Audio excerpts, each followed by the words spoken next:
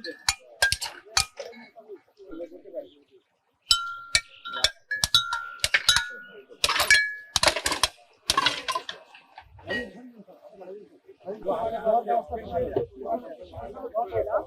জেলা চুয়াডাঙ্গার পৃথিবীতে মাদকের উপর ধ্বংস হচ্ছে।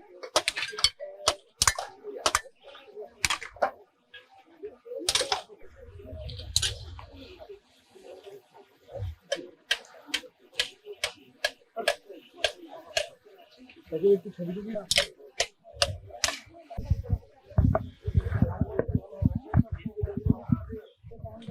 ভাই, এটা কি করছেন আপনি?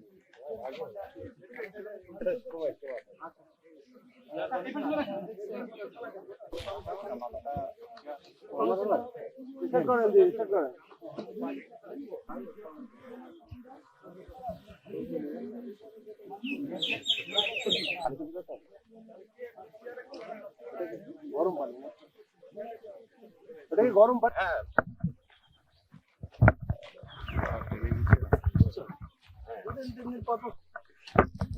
ফেয়ার ডিল না, অরিজিনাল ফ্যান্সি এগুলো তো আগে মানে এমন একটা মুহূর্তে আমার লাইফ ধ্বংস থাকতে হচ্ছে।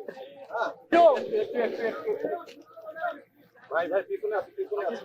মামা একটু কাই পড়েছে।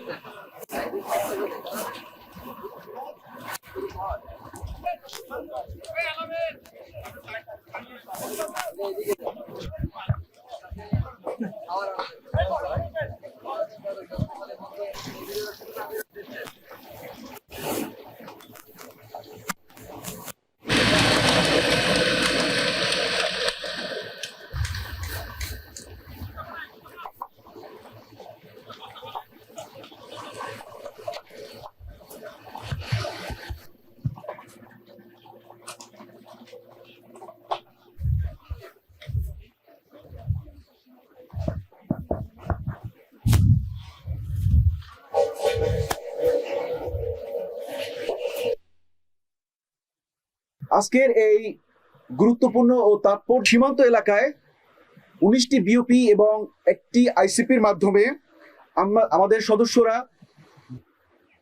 এই সকল কার্যক্রম সফলভাবে পরিচালনায় যারা আমাদের পাশে থেকে সংক্ষেপে উপস্থাপন করছি।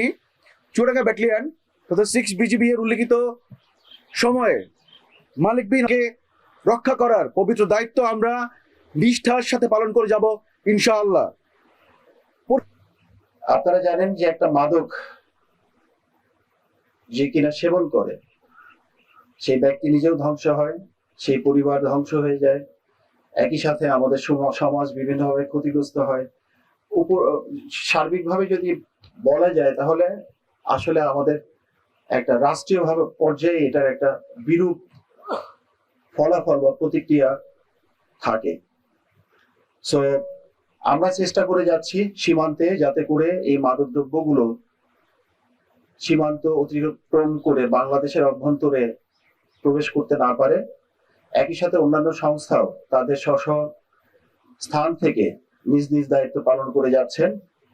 আমি আশা করব ইনশাআল্লাহ ভবিষ্যতে আমাদের এই অভিযানগুলো আরো বেশি বেগবান হবে এবং আমরা এই মাদকের ক্ষতিকর প্রভাব থেকে আমাদের সমাজ তথা জাতিকে রক্ষা করার জন্য আরো বেশি ভূমিকা পালন করব ইনশাআল্লাহ।